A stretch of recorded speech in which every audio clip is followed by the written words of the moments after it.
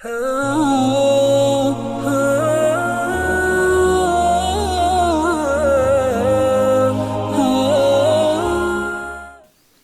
یقوم الناس لرب العالمین، اس دن لوگ رب کے حضور پیش ہوں گے، ایک ایک عمل کی جواب دہی کا مرحلہ ہوگا۔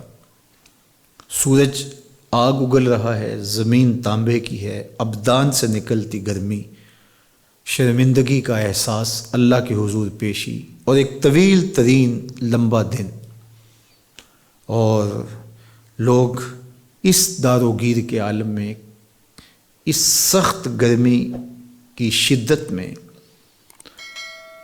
بے یار و مددگار ہوں گے۔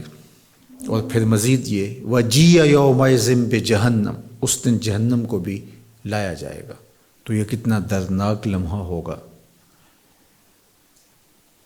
آگ اگلتے ہوئے سورج کی تپش ہی کیا کافی نہ تھی کہ جہنم کو بھی حشر کے میدان میں لایا گیا، اور 2-4 لمحوں کی 10-15 منٹ کی کہانی نہیں ہے کہ یوں ہی سمٹ جائے، 50,000 سال کی مقدار کا ایک دن، اور اللہ کے حضور پیشی، اور ایک ایک عمل کی جواب دہی۔ تو کتنا مشکل اور سخت دن ہوگا، لیکن اللہ جل شانہ اس مشکل اور سخت دن میں 7 خوش نصیب لوگوں کو اپنے عرش کا ٹھنڈا سایہ عطا کرے گا، اور جنہیں اس سخت ماحول میں عرش الہی کا سایہ میسر آ گیا تو گویا وہ امان میں آ گئے، وہ اللہ کی پناہ میں آ گئے۔ ان کا حساب حساب یسیر ہے، آسان حساب ہے۔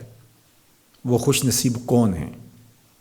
اس آرزو کے ساتھ، اس تمنا کے ساتھ، اس دعا کے ساتھ ہم ان اشخاص کا ذکر کرتے ہیں، سنتے ہیں کہ اللہ ہم سب کو اس زمرے میں شامل کر لے، اور جن خوبیوں کے حامل یہ لوگ ہیں وہ اللہ جل شانہ ہمیں بنائے اور وہ اوصاف ہمارے اندر پیدا کر دے۔ سب سے پہلا شخص جو سایہ عرش الہی میں ہوگا، امام عادل، عادل حکمران، چاہے وہ 10 لوگوں پہ حکمران مقرر کیا گیا یا ایک بہت بڑی مملکت کا حکمران بنایا گیا، ذمہ دار بنایا گیا، تو اگر اس نے عدل کے ساتھ، انصاف کے ساتھ فیصلہ کیا اور حکومت کی، تو وہ اللہ کی خاص رحمتوں کا حقدار ہوگا۔ ایک روایت میں آتا ہے کہ قیامت کے دن اللہ جل شانہ کے عرش کی دائیں جانب ہوگا۔ جو حکمران ہوں گے ان کو زنجیریں، ہتھ کڑیاں ڈال کر کے ہاتھوں میں لایا جائے گا، اور اگر انہوں نے عدل کیا ہو تو ان کا عدل ان کو آزاد کروا دے گا، اور اگر انہوں نے ظلم کیا ہوگا تو ان کا ظلم ان کو جہنم میں لے جائے گا۔ تو نگہبان بننا، ذمہ دار بننا، جب تک تقاضے پورے کرنے کی استطاعت، طاقت اور ہمت نہ ہو تو کبھی بھی ذمہ داری نہیں لینی چاہیے۔ حضرت ابو ذر غفاری رضی اللہ تعالی عنہ بہت ہی متقی، پرہیزگار، زہد و اخلاص کے حامل شخص تھے، لیکن انہوں نے حضور علیہ السلام سے امارت طلب کی، کسی علاقے کی ذمہ داری مانگی تو حضور نے ان کو منع کر دیا، فرمایا کہ تم یہ نہیں کر سکو گے۔ تو بہت سارے لوگ ہوتے ہیں کہ زہد میں، تقوی میں، ورع میں اور دیگر امور میں بہت اعلیٰ مقام پہ ہوتے ہیں، لیکن ذمہ داریوں کو نبھانا، بر وقت فیصلے کرنا، عدل اور انصاف کے ساتھ پیش آنا، اور اپنی ذمہ داریوں کا صحیح ادراک کرنا، اور اس کے جو تقاضے ہیں ان کو پورا کرنا، یہ ایک مشکل کام ہوتا ہے۔ تو اس لیے وہ ذمہ داری کبھی بھی نہیں لینی چاہیے جس کو پورا کرنے کے امکانات آپ اپنے اندر نہ پاتے ہوں۔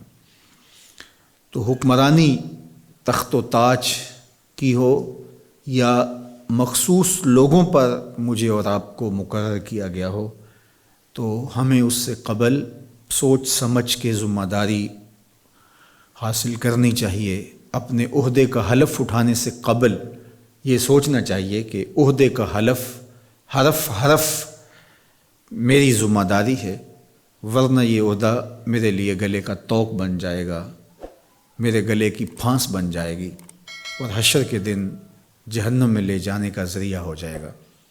تو عادل حکمران اگر اس نے عدل کیا، انصاف کیا، تو پھر کتنے بڑے درجوں کا مالک ہے۔ ان 7 اشخاص میں سے پہلا ذکر ہی اس کا ہوا کہ جس نے عدل انصاف کے ساتھ حکومت کی تو اللہ کے عرش کے سائے تلے اس کو جگہ نصیب ہوگی اور وہ خاص رحمات کا، خاص رعایات کا مستحق ہوگا۔ اسے اللہ کی طرف سے یہ انعام عطا کیا جائے گا کہ اسے اس داروگیر کے لمحات کے اندر امان بخش دی جائے گی۔ تو عدل کے ساتھ، انصاف کے ساتھ ذمہ داریوں کو نبھانے کی تلقین ہمیں کی گئی ہے اور اس کا اجر ہمیں بتایا گیا ہے۔ الملک یدوم بالکفر ولا یدوم بالظلم، ایک عربی کا مقولہ ہے کہ ملک کفر کے ساتھ تو قائم رہ سکتے ہیں لیکن ظلم کے ساتھ قائم نہیں رہ سکتے۔ تو حکمران جب ظالم ہوتا ہے تو پھر ملک برباد ہو جاتے ہیں، قومیں اپنا وجود کھو دیتی۔ تو حکمرانوں کا عادل ہونا، ان کا زیرک ہونا، ان کا سمجھدار ہونا قوموں کی عزت کا سبب بنتا ہے اور ملک عزت پاتے ہیں، وقار پاتے ہیں۔ تو سب سے پہلے جس کا ذکر کیا وہ عادل حکمران ہے۔